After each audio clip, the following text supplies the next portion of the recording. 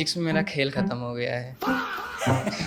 Test के 4 question पहले देखता हूँ तो अंदर से आवाज आती है तुमसे ना हो पाएगा। तो सर मेरे से नहीं होता ही। यहीं से आपकी तैयारी शुरू होती। 90% जेई एस्पिरेंट्स की तैयारी तो यहीं खत्म भी हो जाती है। आपने कहा कि 7 to 8 आवर्स अनइंटरप्टेड होनी चाहिए स्लीप, हाँ। But after school coaching and self study homeworks how can we manage that? मैं फिजिक्स में मतलब स्कोर कर लेता हूँ और फिजिक्स में मतलब बहुत टाइम लग जाता है, क्वेश्चन बन जाते हैं बट टाइम बहुत है।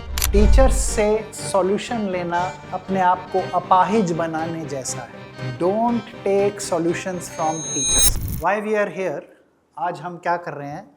हम डिस्कस कर रहे हैं कि अगले 6 महीने में क्या करना है।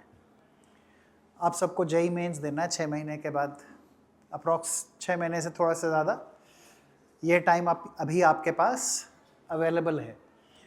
तो अगले 6 महीने कैसे बेस्ट यूटिलाइज करने हैं सो दैट जेई मेंस आप एकदम क्रैक कर सको, है ना।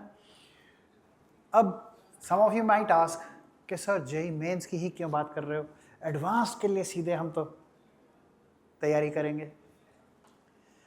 तो एक्चुअली बेटा ऐसा है कि जेई एडवांस्ड की तैयारी का मार्ग जो है वो जेई मेंस के थ्रू ही प्रशस्त होता है। जेई एडवांस्ड की चाबी जो है वो जेई मेंस से ही खुलती है। तो जेई मेंस में टॉप लेवल परफॉर्मेंस 99.95 परसेंटाइल ये लाना है। वो लाने से क्या होगा? एटलीस्ट ये श्योरिटी हो जाएगी कि आपका करियर एंश्योर्ड है, आपके करियर की इंश्योरेंस पॉलिसी हो जाएगी। और एक बार वो आपका करियर एंश्योर्ड है, अगर पक्का है कि करियर बन जाएगा अब, तो फिर नेक्स्ट लीप जेई मेंस से जेई एडवांस्ड की ली जा सकती है। तो जेई मेंस एग्ज़ाम जो है वही जेई एडवांस्ड की चाबी है। तो जेई मेंस में पहले अच्छा परफॉर्म करना एसेंशियल है, जिससे कि आपका करियर पक्का हो जाए कि करियर तो अच्छा बन ही जाएगा। एक बार ये श्योरिटी आपके मन में है, तब आप जेई एडवांस्ड का पेपर बिना प्रेशर के दे सकते हैं। और जेई एडवांस्ड का पेपर बिना प्रेशर देने वाला ही है। प्रेशर में रह के जेई एडवांस्ड का पेपर देंगे तो कुछ हाथ नहीं लगेगा। इसलिए ज़रूरी है कि पहले जेई मेंस को क्रैक किया जाए। इसलिए आज की ये डिस्कशन जेई मेंस पे फोकस्ड है। पहले इसको क्रैक कर लेते हैं। Once this is cracked completely तो फिर जेई एडवांस्ड की भी आगे बात हो जाएगी। ऑफ कोर्स प्रिपरेशन के प्रोसेस में भाई जेई एडवांस्ड के लिए क्या ही एक्स्ट्रा करना है, सिलेबस तो वही है लगभग। तो जो थोड़ा बहुत हमें एडिशनल काम की ज़रूरत है, असाइनमेंट्स थोड़े एडवांस लेवल के करने हैं, वो करते रहेंगे थोड़ा बहुत साथ। ऐसा नहीं है कि जेई एडवांस के लिए अभी से हमें कुछ नहीं करना है, करेंगे, लेकिन अभी प्राइमरी फोकस ये रखना है कि जेई मेंस एकदम क्रैक कर देना है। 99.95 भी कहाँ है, 99.99, 2-3 9 और लगा लो, इतना चाहिए परसेंटाइल। तो उसके लिए एक सिंपल रोड मैप। एक छोटा सा सवाल आप लोगों से, आपके पास 2 रास्ते हैं। आप डेली 5 घंटे पढ़कर 99.99 ला सकते हैं और डेली 10 घंटे पढ़कर 96 परसेंटाइल ला सकते हैं। दोनों किए जा सकते हैं, लोग दोनों अचीव करते हैं दोनों तरीके से। आपको क्या पसंद रहेगा? 5 घंटे डेली देके 99.99, बस वही रास्ता आज हम डिस्कस करने जा रहे हैं। We are going to discuss that very process के सस्ता, सुंदर और टिकाऊ, है ना, कि मेहनत भी कम लगे और करियर भी अच्छा बन जाए, ये चाहिए हमको। तो आज हम एक स्ट्रैटेजाइज्ड रोड मैप डिस्कस कर रहे हैं for JEE aspirants, but primary focus कहाँ है? जेई मेंस के ऊपर। ठीक है बच्चों, तो क्या है ये स्ट्रैटेजी हमारी? इसका पहला जो प्रोसेस है हमारा, that is building self image and initial self discipline. Self image क्या होता है? Anyone with an idea? Self image क्या होता है बच्चों? What is self image? खुद की इमेज। क्या जो शीशे में दिखती है? या काइंड ऑफ सेल्फ कॉन्फिडेंस से रिलेटेड है। तो सेल्फ इमेज देखो क्या होता है, अगर मैं घटिया से एक शब्द का प्रयोग करके इसका मतलब बताऊं तो इसका मतलब है औकात, कि ये हमारी औकात है। औकात क्या मतलब? लिमिटेशन, कि ये लिमिट है, इससे ज़्यादा हम जा ही नहीं सकते। तो सेल्फ इमेज वो होता है, यहीं से आपकी तैयारी शुरू होती है। और 90% जेई एस्पिरेंट्स की तैयारी तो यहीं ख़त्म भी हो जाती है, क्योंकि अंदर विश्वास है कि मैं कुछ कर ही नहीं सकता। और जब ये अंदर विश्वास दृढ़ है तो कैसे कोई जेई क्लियर करेगा?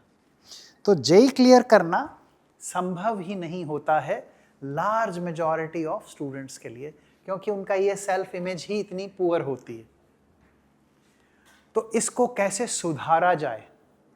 कैसे सुधारेंगे इसको?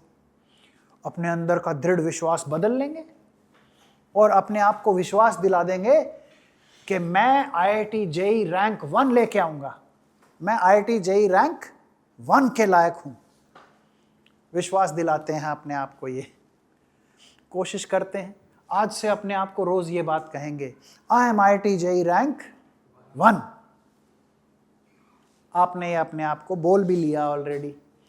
बोला तो अंदर से आवाज भी आई, मजाक मत करो। यही आवाज आई ना? झूठ मत बोलना, यही आवाज आई होगी अंदर से, मजाक मत करो। ऐसा थोड़ी होता है। तो अंदर से ये आवाज आती है, मजाक मत करो। तो अगर सेल्फ कॉन्सेप्ट को बदलना है तो ऐसे नहीं कि एकदम सीधे छलांग लगाएंगे और माउंट एवरेस्ट के ऊपर बैठे मिलेंगे। धीरे धीरे करके इसको सुधारा जा सकता है, पर एकदम से नहीं, इसको धीरे धीरे सुधारेंगे। क्या प्रोसेस रहेगा? There are baby steps that we take. क्या बेबी स्टेप्स लेंगे? एक डेली प्रॉमिस अपने आप से करेंगे। क्या डेली प्रॉमिस? कुछ भी हो सकता है। इट कुड बी कि मैं रोज सुबह 6:30 बजे उठूंगा। ये प्रॉमिस खुद से करिए, अलार्म लगाइए, मेक श्योर कि आप 6:30 बजे उठें। आपने अपने आप से प्रॉमिस किया कि मैं ये करूंगा और वो डेली करना शुरू किया, आपका सेल्फ कॉन्सेप्ट थोड़ा सा आगे बढ़ेगा। तो डेली एक प्रॉमिस अपने आप से करें और उसको अचीव करके दिखाएं। It can be something very simple, कि आज मैं अपना मैथ्स का डीपीपी नंबर 10 जो सर ने कराया है वो आज ही करके सोऊंगा, और वो करके ही सो। तो डेली एक प्रॉमिस अपने आप से करो जिसको फुलफिल करो। Over a period of time ये डेली करते रहेंगे तो आपका सेल्फ कॉन्सेप्ट इंप्रूव होता चला जाएगा। दूसरा, अब जैसे बात हुई थी कि जेई रैंक 1, वो तो चला नहीं, तो क्या कहेंगे आप अपने आप को? आप अपने आप को कहेंगे कि I am a serious JEE aspirant. अगर मैं अपने आप को ये कहूँ, अगर आप में से कोई भी अपने आप को ये कहे कि मैं सीरियस जेई एस्पिरेंट हूँ, तो अपनी अंतरात्मा को ये बोलोगे तो अंतरात्मा कहेगी हाँ इतना तो मान लेंगे, है ना। तो सीरियस जेई एस्पिरेंट अपने आप को मानने लगी है और डेली एक प्रॉमिस अपने साथ कीजिए और उसको फुलफिल कीजिए। दूसरा एक और सजेशन है मेरा, विंस लॉग, एक डायरी रखो, या आजकल तो मोबाइल फ़ोन्स में भी ऐप आती हैं जर्नलिंग की, तो एक मोबाइल ऐप ले लो या आइडियल तो वैसे डायरी है, लिखने से ज़रा फील ज़्यादा आता है। तो note down 3 small study wins daily.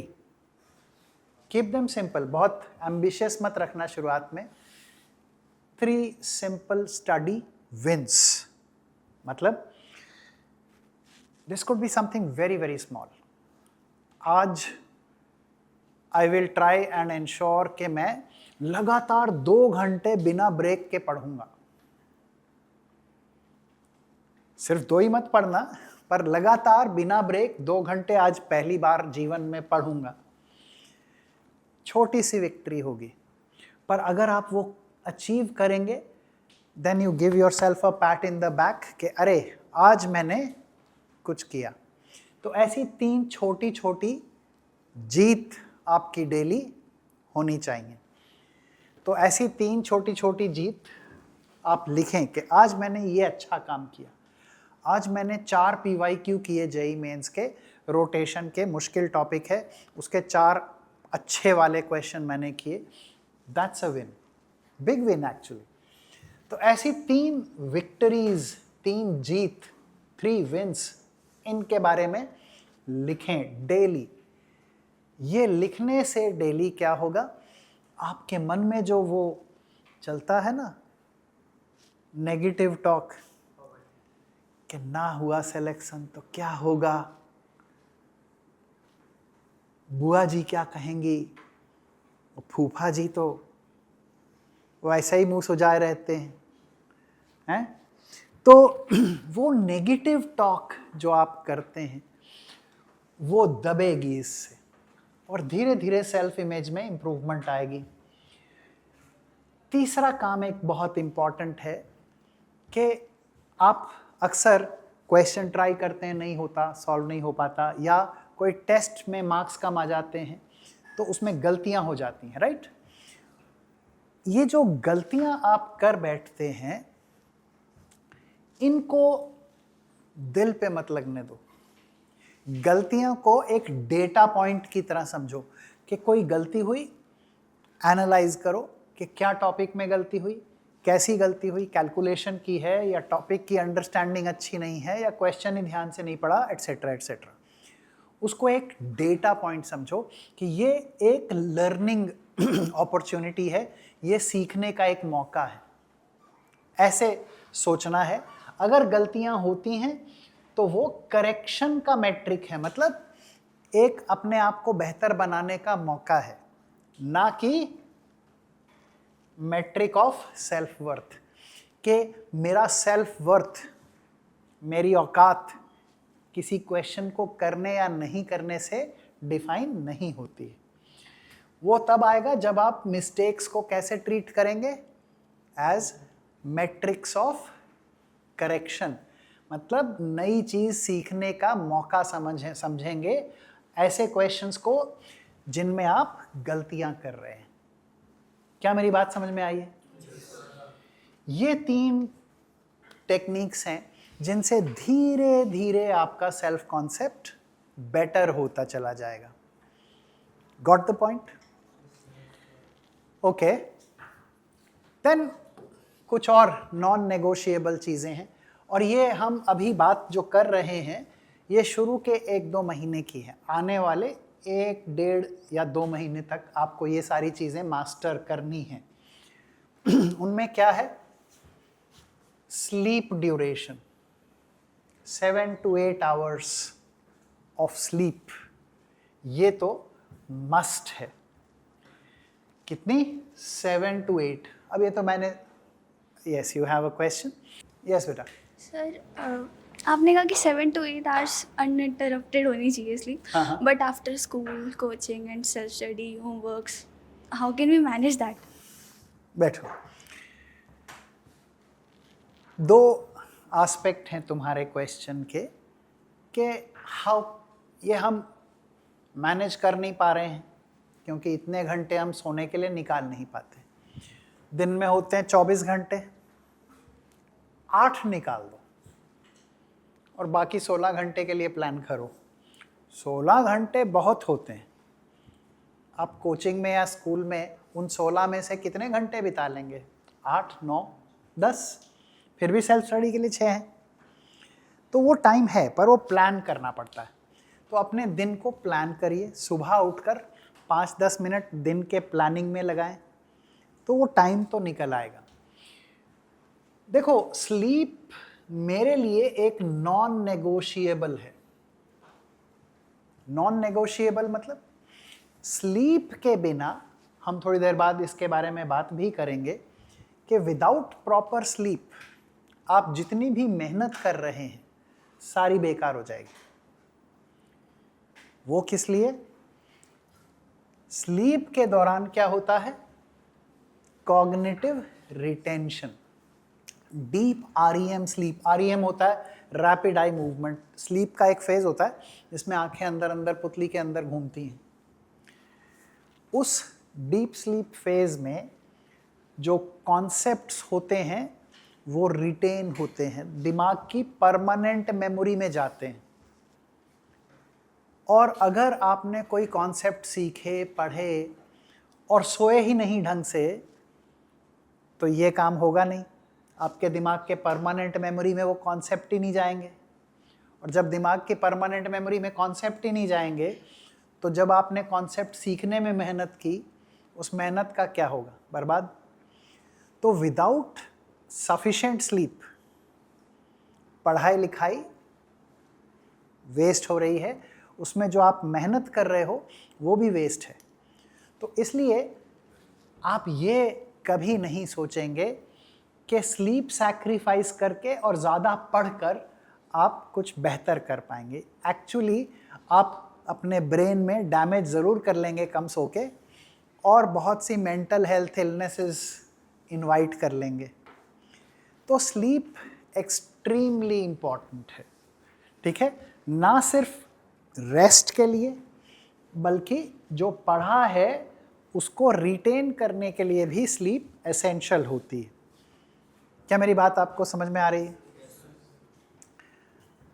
तो कोचिंग में जो आपने पढ़ा या स्कूल में जो पढ़ा, उसको अगर रिटेन करना है तो स्लीप के दौरान ही रिटेंशन होती है। अगर आप सो नहीं रहे या कम सो रहे हैं, तो जो आपने पढ़ा है वो भी आपकी पकड़ में नहीं रहेगा, वो भी दिमाग से इवेपोरेट हो जाएगा, राइट?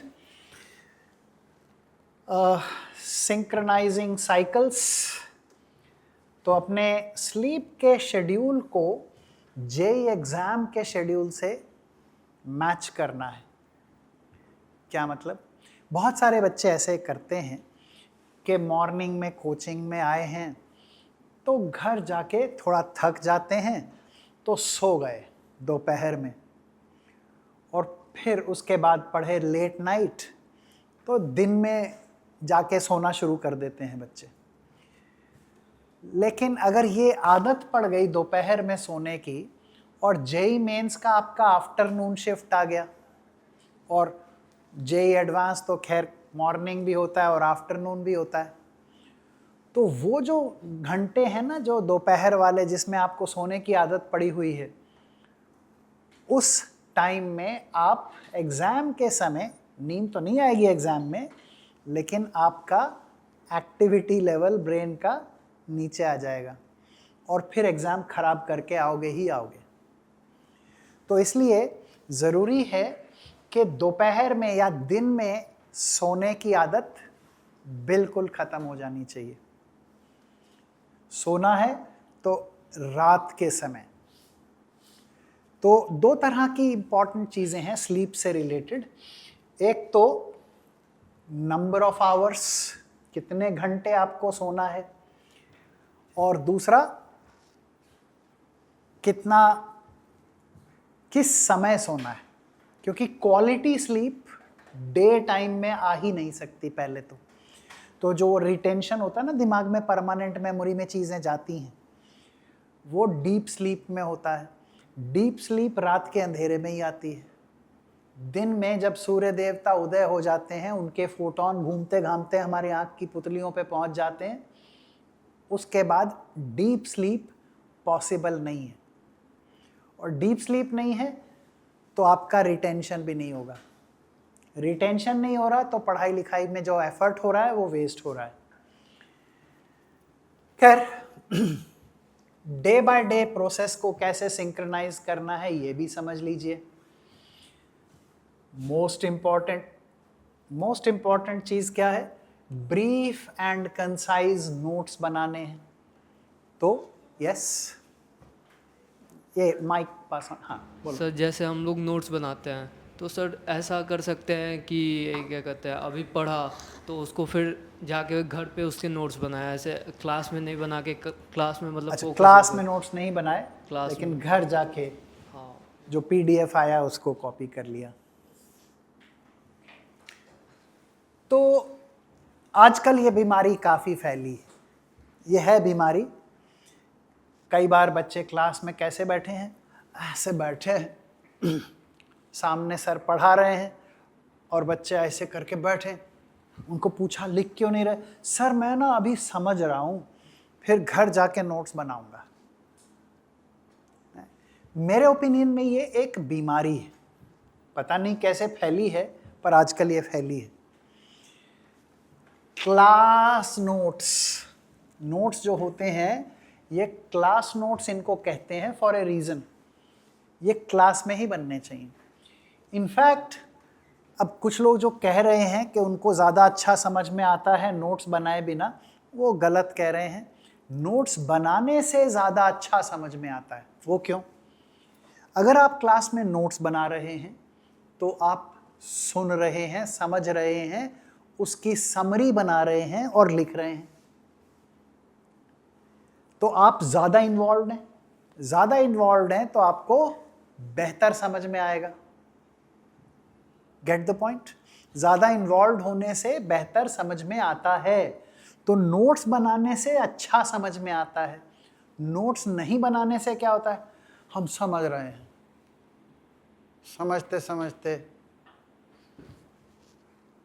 झपकियां भी आ जाएंगी, क्योंकि आप इन्वॉल्व ही नहीं हो। इन्वॉल्व नहीं होगे तो समझ भी कम आएगा। तो नोट्स क्लास में बनाना ज़रूरी है, उसी से बेहतर समझ में आता है। इनफैक्ट जिनको समझने में दिक्कत हो रही होती है, उन बच्चों को आइडेंटिफाई किया जा सकता है। क्लास में देख लीजिए कौन नोट्स नहीं बना रहा है। जो नोट्स नहीं बना रहा है उसे समझ भी नहीं आ रहा होगा, और जो नोट्स बड़े शिद्दत से बना रहे होते हैं उनको सब समझ में आ रहा होता है। तो नोट्स बनाना बेहद ज़रूरी है। समराइज करके नोट्स बनाइए। नोट्स में सब कुछ लिखना ज़रूरी नहीं होता है। डेरिवेशन लिख रहे हैं तो सर ने इक्वेशन लिखी इस कॉन्सेप्ट से, ये इक्वेशन लिखी इस कॉन्सेप्ट पे बेस्ड। कैलकुलेशन स्किप कर दो, कैलकुलेशन तो तुम कर लोगे, फिर फाइनल कंक्लूजन लिख लो बस। तो ब्रीफ एंड कंसाइज होने चाहिए। Make brief and concise notes. Core conditions जो हैं, इंपॉर्टेंट कंडीशंस जो हैं, उनको लिख लीजिए। शॉर्टकट्स नोट कर लीजिए, इंपॉर्टेंट पॉइंट्स नोट कर लीजिए। सर ने कोई डेफिनेशन बताई है तो डेफिनेशन के कीवर्ड्स सिर्फ नोट कर लीजिए। पूरा अंग्रेजी की ग्रामर टीपने की जरूरत नहीं है। Next, very very critical thing, जो आपने आज पढ़ा है, जो क्लास में आपको आज पढ़ाया गया है, उसको रिवाइज करके ही सोना है। 30 से 45 मिनट डेली सोने से जस्ट पहले रिवाइज करके सोना है। ठीक है? क्यों? क्योंकि मेमोरीज कब क्रिएट होती हैं? सोते वक्त। और कौन सी चीज़ें ज़्यादा अच्छी मेमोराइज होंगी? जो सोते वक्त आपके दिमाग में ख्याल हैं वो ज़्यादा अच्छे से मेमोराइज होंगी। सपने में भी वही सब दिखेगा। तो सोने से जस्ट पहले रिवाइज करके सोइए। जो आज क्लास में पढ़ाया गया है उसे रिवाइज कीजिए और सो जाइए। कितने बजे सोना है? 10 बजे इज़ द डेडलाइन। पढ़ने में ज़्यादा yes, you have a question? Sir अब रात को पढ़ने से मतलब रिवीजन के लिए कह रहे हो, तो हम एक साथ ही सारा क्लब करके वीकेंड में क्यों नहीं रिवाइज कर ले? गुड पॉइंट कि भाई ये डेली रिवाइज करने की क्या ज़रूरत है। जो 30 मिनट से 45 मिनट की रिवीजन मैं डेली करने के लिए कह रहा हूँ, इसकी ऐसी क्या ज़रूरत है? हफ्ते भर का इकट्ठे कर लेंगे, आधे आधे घंटे का ही तो काम है। हफ्ते भर में अगर 6 दिन भी क्लास हुई है तो आधे आधे घंटे मतलब 3 घंटे बैठ के हफ्ते भर का रिवाइज कर लेंगे एक ही दिन। ये डेली ज़रा कर पाना कठिन है, इसके लिए बहुत डिसिप्लिन चाहिए, शायद हम ना कर पाएँ, पर ये करना ज़रूरी है। ज़रूरी क्यों है? देखिए समझिए, जब आपको टीचर क्लास में कुछ पढ़ाते हैं तो वो आपके दिमाग की टेम्परेरी मेमोरी में जाता है। टेम्परेरी मेमोरी समझते हो? जैसे कंप्यूटर की रैम होती है, वो टेम्परेरी मेमोरी, दिमाग की भी टेम्परेरी मेमोरी होती है। दिमाग की भी एक रैम होती है, एक hard disk. RAM temporary memory और हार्ड डिस्क दिमाग की परमानेंट मेमोरी। तो क्लास में जब टीचर्स कुछ पढ़ाते हैं, कॉन्सेप्ट समझ में आता है, वो कहाँ जाता है? रैम में, टेम्परेरी मेमोरी में जाता है। टेम्परेरी मेमोरी से वो परमानेंट मेमोरी में कब शिफ्ट होता है? रात को। परंतु अगर आपने सोने से पहले ये रिवाइज नहीं किया तो वो टेम्परेरी मेमोरी में थोड़ा हल्का लोड है, ढंग से लोडेड नहीं है। और ढंग से लोडेड नहीं है तो वो मेमोरी जो क्रिएट होगी वो भी कमज़ोर मेमोरी होगी। तो सेम डे ये करना ज़रूरी है। अगर आपने जो टीचर ने आज क्लास में पढ़ाया है उसको रिवाइज करके सोने से पहले और रात को सो करके परमानेंट मेमोरी नहीं क्रिएट की है तो क्या होगा? ये टेम्परेरी मेमोरी में है आपके दिमाग के, और टेम्परेरी मेमोरी में होने की वजह से क्या होगा? अगर आपने हफ्ते के एंड तक इंतज़ार किया तो ये उड़ चुका होगा तब तक। तो ये वाला जो परमानेंट मेमोरी में आने का बेनिफिट है ये नहीं होगा, ये चला जाएगा। इसलिए इस काम को डेली करना ज़रूरी है। क्या ये बात समझ में आ रही है? तो ये डेली करना एसेंशियल है। ये रिवीजन कीजिए और सो जाइए। सोने का क्या आइडियल टाइम है? 10 बजे सो जाइए। पढ़ने के लिए ज़्यादा टाइम चाहिए, ठीक है, 10 बजे सो के सुबह 5 बजे उठ जाना, 7 आवर्स ऑफ स्लीप हो गया ना, काफ़ी है, ठीक है। तो जो भी आपने कंसाइज नोट्स बनाए हैं, सेम डे रिवीजन, ये नहीं होगा तो क्लास अटेंड करने का बेनिफिट खत्म हो जाएगा। बहुत सारे बच्चे ये बात आके कहते हैं कि सर जो कुछ भी पढ़ते हैं वो बाद में थोड़े दिन में भूल जाता है, कैसे रिवीजन करें? अरे प्रॉब्लम क्या है कि ढंग से विजन ही नहीं हुआ। आपको जब पढ़ाया गया टॉपिक आपने उसको ढंग से रिटेन ही नहीं किया, तो अब रिवीजन से भी क्या फ़ायदा जब विजन ही नहीं है। तो ये विजन थोड़ा ढंग से करें, फिर सो जाएं और सोते वक्त ऑफ कोर्स आपकी मेमोरी की प्रोसेसिंग हो जाएगी। ये जो कुछ आपने सीखा है परमानेंट मेमोरी में आ जाएगा, ठीक। तो अब तक जो मैंने बताया ये शुरू के मेरे ख्याल से 6-8 हफ्ते की बात, मतलब शुरुआत के 1.5-2 महीने में ये सारे काम कर लेने हैं जो अब तक बताए। उसके बाद कुछ और चीज़ें आपको इम्प्लीमेंट करनी होंगी for the next few weeks, 9 to 16, मतलब तीसरे महीने से 6 महीने की बात हो रही है ना, तीसरे से चौथे महीने के बीच क्या क्या इनमें करना है, ये काम तो कंटिन्यू करते जाना है। डीपीपीज जो आपको दिए जाते हैं, या जो डीपीपी होती है सर, हाँ, वो डेली करनी ज़रूरी है या वीकेंड पे कर लें? फिर से वही बात, बैठो बेटा, ये वही वाली बात आ गई। अब मैं कह रहा हूँ कि डीपीपी तो राइट अवे, उसी जब आज टॉपिक पढ़ाया सर ने कहा ये वाले 2 डीपीपी हैं कर लेना, तो वो उसी दिन होने चाहिए या at most with in 24 hours. Right away से मेरा मतलब है विद इन 24 आवर, 24 घंटे के अंदर अंदर डीपीपी कर लेने हैं। क्यों? क्योंकि एक बार आपको कॉन्सेप्ट पढ़ाया गया, आपने सोने से पहले रिवाइज किया, सो गए, अब वो परमानेंट मेमोरी में आ गया।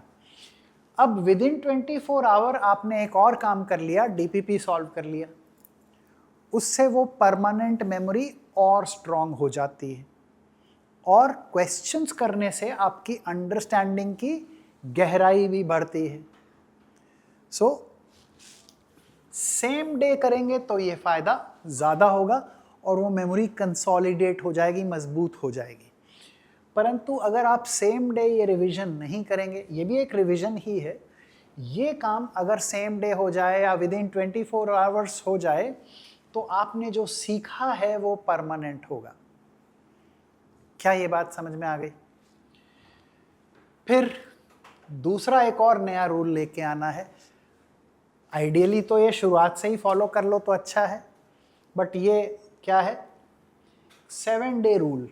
जब मॉड्यूल का कोई चैप्टर कंप्लीट हो जाए तो 7 दिन में उसका असाइनमेंट, प्रबल, परीक्षित, जितने भी आपके असाइनमेंट के टाइप्स हैं, PYQs हैं, वो सारे असाइनमेंट 1 हफ्ते के अंदर अंदर हो जाने चाहिए। हो जाने चाहिए से मेरा क्या मतलब है? ये नहीं कि आप सॉल्व कर लो करेक्टली, मैं ये एक्सपेक्ट नहीं करता, लेकिन उन सारे क्वेश्चंस को आप अटेम्प्ट कर लो, ये तो ज़्यादा नहीं है, तो अटेम्प्ट ज़रूर हो जाएं। सारे अटेम्प्ट करोगे 50-60% कुछ तो कर ही लोगे, बाकी जो नहीं होंगे उनसे फिर फाइट करेंगे। जो क्वेश्चन आपसे नहीं हुए उनका क्या करेंगे? आप उनसे लड़ेंगे। एक बार ट्राई किया, नहीं हुआ, दूसरी बार देखेंगे कि कैलकुलेशन चेक कर लें, कैलकुलेशन चेक की, आपकी कैलकुलेशन ठीक है, फिर भी आंसर नहीं आ रहा, तो क्या करेंगे? आप आइडेंटिफाई करेंगे कि आपने गलती क्या की, कोशिश करेंगे देखने की कि गलती कहाँ हुई है। और अगर यही नहीं समझ में आ रहा कि गलती कहाँ हुई है तो टीचर्स की हेल्प लेंगे कि सर मैंने ये अटेम्प्ट किया है, आप देख के बताएं मेरी गलती कहाँ है। टीचर बता देंगे। टीचर से क्वेश्चंस का सॉल्यूशन कभी नहीं लेना है। टीचर से अपना अटेम्प्ट दिखा के पूछिए कि गलती कहाँ है, वो आपको बता देंगे ये गलती है, फिर उस गलती को सुधारिए, दोबारा ट्राई कीजिए। क्वेश्चंस करने हैं खुद, टीचर से सॉल्यूशन लेना अपने आप को अपाहिज बनाने जैसा है। Don't take solutions from teachers, ask for your mistake. तो ये 7 डे रूल फॉलो करना है। एंड लास्टली, ये एक बड़ी खतरनाक बीमारी है, बैकलॉगवा।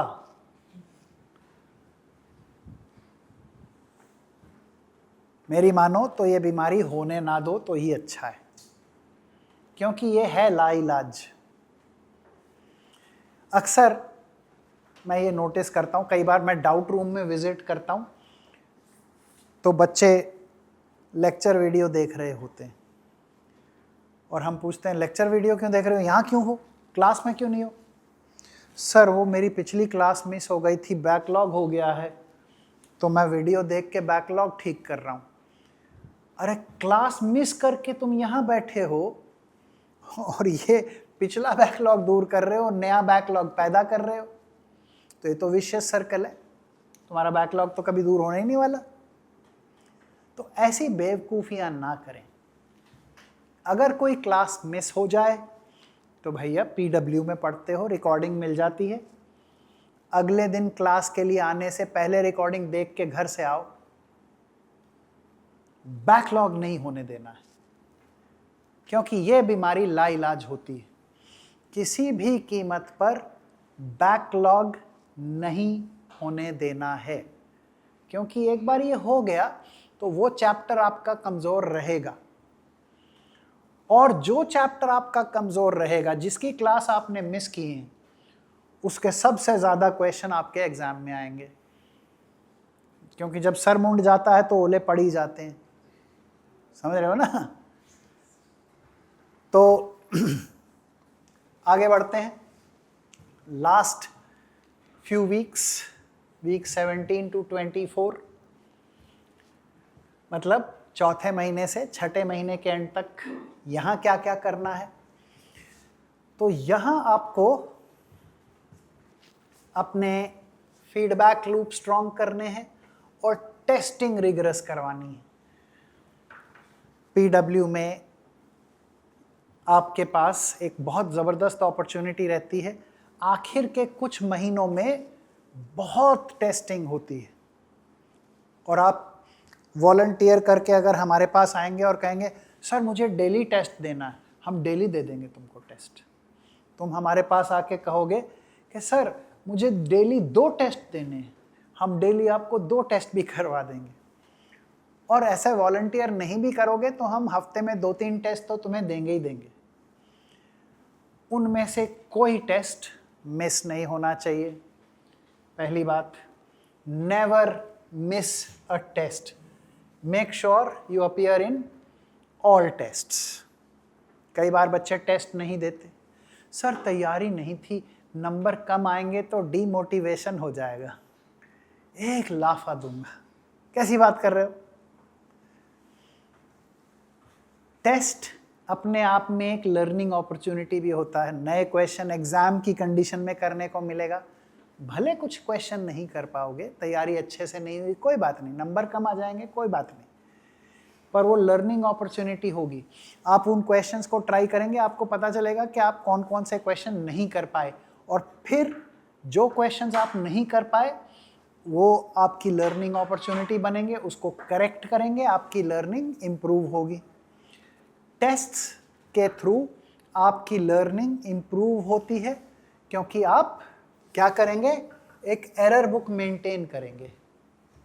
इनफैक्ट एरर बुक्स तो अभी से स्टार्ट कर लो, इसका ज़्यादा काम आखिर के 2 महीने में आएगा, लेकिन एरर बुक अभी से मेंटेन करनी है। हर सब्जेक्ट की एक एरर बुक बनाइए। एरर बुक में क्या होगा, टेस्ट में आपने जो क्वेश्चन गलत किए उनको एरर बुक में नोट करके वहीं सॉल्व करेंगे, और हर महीने इनको दोबारा देखेंगे। जो जो गलतियां पास्ट में की हैं उनको आफ्टर एवरी मंथ रिविजिट करते रहेंगे ताकि भविष्य में वो गलती दोबारा ना हो। तो create an error book for each subject. हाथ से हर गलत आंसर वाले क्वेश्चन को आप सॉल्व करेंगे और कैटेगराइज करेंगे कि इसमें किस टाइप की गलती आपने की है, कॉन्सेप्चुअल गलती की है या कैलकुलेशन एरर है या सवाल ही ध्यान से नहीं पढ़ा। ज़्यादा गलतियां कौन सी होती हैं? कॉन्सेप्चुअल गैप्स सरप्राइजिंगली बहुत रेयर होते हैं। फिजिक्स में तो होते ही बहुत कम हैं। बाबा जी ने लॉ ही 3 दिए हैं तो कहाँ ही कन्फ्यूजन हो जाएगा। गैप कहाँ आते हैं ज़्यादा? या तो कैलकुलेशन के एरर होते हैं या सिली रीडिंग एरर, सवाल ही ध्यान से नहीं पढ़ा, सवाल में कोई इंफॉर्मेशन थी जिसको आपने क्या कर दिया, मिस कर दिया। होता है ना, सबसे ज़्यादा तो शायद यही गलती होती है। तो पहले बात तो ये कि एग्ज़ाम देते वक्त हर 15-20 मिनट में गहरी सांसें लें, अपने आप को रीऑर्गेनाइज करें और फिर दोबारा स्टार्ट करें। Every half an hour during an exam do some breath work. इसको क्या कहते हैं? Breath work. Inhale slowly, exhale slowly, calm yourself down and go back to the test.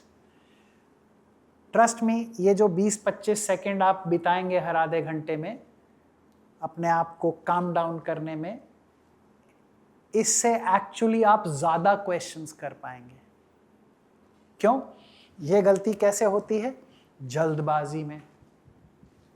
हमारे गांव में एक ताऊ जी होते थे, वो कहते थे कि तावड़ी मन ना करे वार हो जाएगी। हरियाणवी नहीं समझते? जल्दी मत करो, देर हो जाएगी। तो जल्दी करने से देर होती है। क्यों? क्योंकि क्वेश्चन में कोई इंफॉर्मेशन मिस हो गई, आपने उसको मिस करके और फिर क्वेश्चन कर लिया, आंसर आया गलत आया, ऑप्शंस में ही नहीं है। फिर आप दोबारा क्वेश्चन पढ़ोगे, दोबारा ट्राई करोगे, लग रहा है ना टाइम फालतू। तो जल्दी करने से हमेशा देर होती है, तो जल्दी नहीं करना है. Every half an hour during the test, take a few deep breaths, calm down, आराम से क्वेश्चंस पढ़िए, सॉल्व कीजिए. जितने तसल्ली से, जितने आराम से करेंगे उतनी आपकी स्पीड एंड एक्यूरेसी दोनों इम्प्रूव होंगे. ठीक है, तो एरर्स को क्लासिफाई कीजिए और मेक श्योर कीजिए कि उस टाइप के एरर्स आपके कम होते जाएं. जिस टाइप के भी एरर आप ज़्यादा कर रहे हैं वो आगे कम होते चले जाएं. इस डायरेक्शन में काम कीजिए. तो ये जो हमने आज सीखे हैं पॉइंट्स, जो बातें सीखी हैं, ये उस सब की एक ब्रीफ समरी है. Yes, you have a question, please pass on the mic. Sir actually मेरी फिजिक्स मतलब ठीक है, मैं फिजिक्स में मतलब स्कोर कर लेता हूँ, और फिजिक्स में मतलब बहुत टाइम लग जाता है. क्वेश्चन बन जाते हैं बट टाइम बहुत लगता है. एंड उसके बाद मैथ्स तक जब तक पहुँचता हूँ तब तक टाइम चल जाता है. मतलब टेम्पटेशन ज़्यादा नहीं होती. 2 टेस्ट से यही हो रहा है मेरा. 2 सजेशंस तुम्हारे लिए. पहले तो ये कि जल्दी मत करो, जल्दी करने से देर हो रही है. और दूसरी suggestion, learn the art of leaving questions. Her paper में कुछ क्वेश्चंस होते हैं जो थोड़े ज़्यादा कठिन होते हैं, बहुत ज़्यादा टाइम लेते हैं. ऐसे क्वेश्चंस को पढ़ते ही छोड़ देना चाहिए और अगले क्वेश्चन पे चले जाना चाहिए. तो ऐसा कोई क्वेश्चन है जो थोड़ा आपको लग रहा है कि बहुत लंबा है या समझ नहीं आ रहा है, ट्राई करने से शायद हो जाएगा लेकिन लगता है मुश्किल है, तो उस क्वेश्चन का नंबर अपने कागज़ की शीट पे नोट कर लीजिए और फिर आगे बढ़ जाइए. पेपर जब लास्ट क्वेश्चन पे पहुंच जाओगे तो इन क्वेश्चंस को रिविजिट कर सकते हो अगर टाइम बचा है तो. तो क्वेश्चंस छोड़ना भी सीखो. ठीक है, जब अगर टेस्ट मैच क्रिकेट खेलते हैं तो सिखाया जाता है बैट्समैन को कि बॉल अगर ऑफ स्टंप से बहुत बाहर है तो छोड़ देनी है. तो ऐसे ही कुछ क्वेश्चन वो वाली बॉल होते हैं जो ऑफ स्टंप से बहुत बाहर होती है, उसको छोड़ देना चाहिए टेस्ट मैच में. और ये जेई मेंस, जेई एडवांस्ड, ये टेस्ट मैच ही हैं, ये T20 क्रिकेट नहीं. तो कुछ क्वेश्चंस को बेटा छोड़ना सीखो. जो लंबे या डिफ़िकल्ट क्वेश्चन है ना, उसमें मुझे लगता है आप बहुत ज़्यादा टाइम दे रहे हो, उनको टाइम मत दो. क्योंकि हो सकता है वो क्वेश्चन तुम कर ले रहे हो लेकिन टाइम उसमें अगर 7-8 मिनट लगा रहे हो तो 7-8 मिनट में तो हो सकता है मैथ्स के या केमिस्ट्री के 4-4 क्वेश्चन हो जाते. तुम्हारा ओवरऑल स्कोर तो कम हो रहा है ना बेटा. तुम्हारा पर्पस क्या है कि अपना स्कोर मैक्सिमम लाना है, जो एबिलिटी के हिसाब से लाया जा सकता है. तो कुछ क्वेश्चंस को आप छोड़ना भी सीखो, है ना. I think this second point is most important for you. तो coming back to this summary, आज हमने जो कुछ भी डिस्कस किया है उसकी समरी ये स्क्रीन पर है. तो आप लोग ये समरी नोट कर सकते हैं या इसका स्क्रीनशॉट ले सकते हैं. जो लोग YouTube पर इसको देख रहे हैं इसका स्क्रीनशॉट ले सकते हैं. इसमें हमने जितनी भी डिस्कशन आज की है उसकी पूरी की पूरी समरी दी गई है. तो ये कुछ सजेशंस मेरी आप लोगों के लिए थी. आई विश आप ये सारी बातें मानेंगे.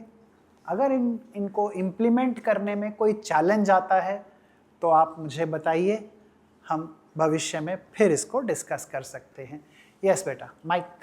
सर जैसे टेस्ट में हम कुछ क्वेश्चन सॉल्व करते हैं, वो सॉल्व तो हो जाते हैं सर, पर कॉन्फिडेंस नहीं आ पाता है क्योंकि निगेटिव मार्किंग का भी डर होता है. तो कॉन्फिडेंस नहीं आ पाता है कि उसको मार्क करें ना करें, फिर लास्ट में वो छूट जाते हैं और घर आके चेक करते हैं तो वो सही निकलता है. तो इसको कैसे चेक करें? नहीं देखो, वो तो फिर वही कॉन्फिडेंस, सेल्फ कॉन्सेप्ट वहीं आ जाती है बात. तो कॉन्फिडेंस अपना सुधारना है कि हमने जो क्वेश्चन किया है सही किया है.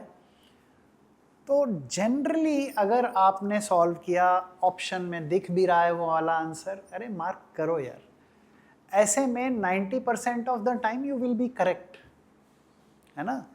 तो कोई भी क्वेश्चन जिस पे आपने टाइम इन्वेस्ट किया, सॉल्व किया उसको, आपने आंसर निकाला और वो आंसर ऑप्शन में भी है, तो मार्क करो।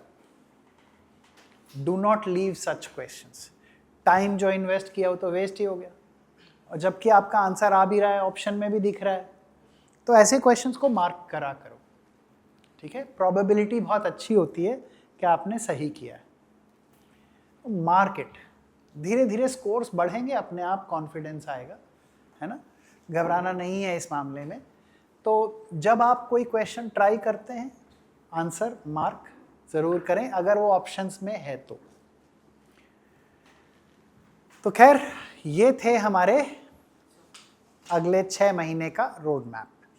सर ये सारी चीज़ें तो जेई मेंस के लिए थी। हाँ, ये सारी चीज़ें जेई मेंस के लिए थी। ये एक्चुअली जेई मेंस के लिए ही थे, ऐसा नहीं है। मैंने जेई मेंस का नाम सिर्फ शुरुआत में लिया था। ये क्या बताया मैंने, पढ़ने लिखने का तौर तरीका, वो सब के लिए ही है। जेई एडवांस्ड के लिए भी यही तैयारी है, मेंस के लिए भी यही। सर तो या मेंस के तुरंत बाद हमारा बोर्ड्स होता है, और जैसे जैसे टाइम नज़दीक आता है, बोर्ड्स का प्रेशर अलग, मेंस का प्रेशर अलग, बोर्ड्स का पढ़ाई अलग, मेंस का पढ़ाई अलग, Correct. बोर्ड्स का टेस्ट अलग, मेंस का टेस्ट अलग। सर उस प्रेशर को कैसे मैनेज करें? बैठो। तो मुझे एक सवाल का जवाब दो, क्या 12th बोर्ड का सिलेबस जेई मेंस का पार्ट नहीं है? अगर आपने उसकी थॉरोली प्रिपरेशन की है जेई मेंस की, तो क्या आपने बोर्ड के लिए जो टॉपिक्स हैं वो पढ़ लिए नहीं हैं? तो किस बात का प्रेशर? अगर आपने जेई मेंस की तैयारी अच्छे से कर ली है, और जेई मेंस तो जनवरी में हो रहा है, जेई मेंस हो रहा है तुम्हारा जनवरी में, है ना, उसकी तुमने तैयारी कर ली है, तो बोर्ड एग्ज़ाम की तैयारी तो हो चुकी है।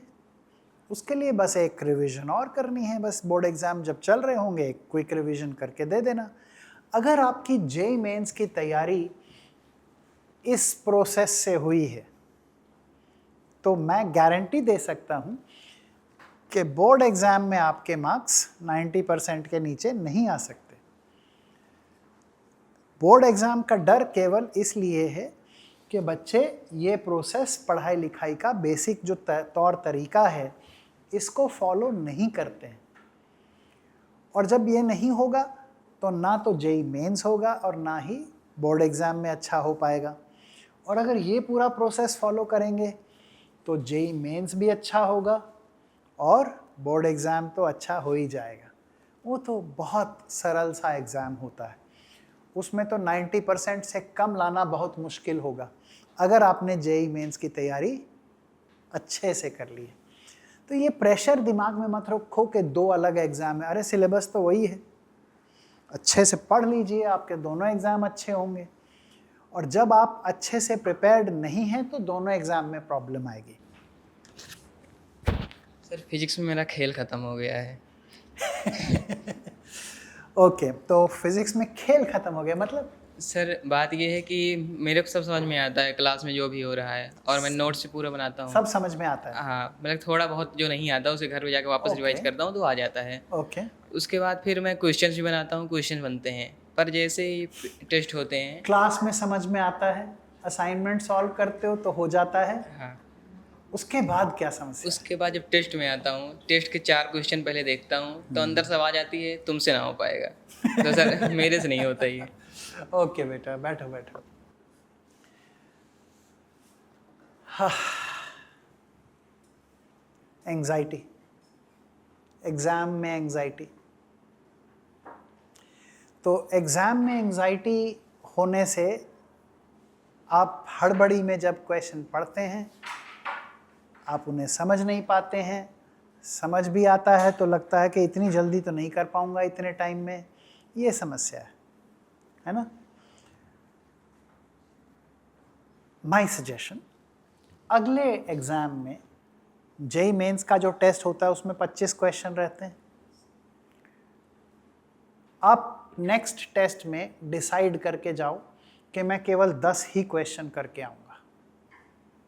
25 में से कम 15 क्वेश्चन ऐसे होते हैं जेई मेंस के पेपर में जो बिल्कुल फॉर्मूले में वैल्यू सब्स्टिट्यूट करने वाले टाइप के।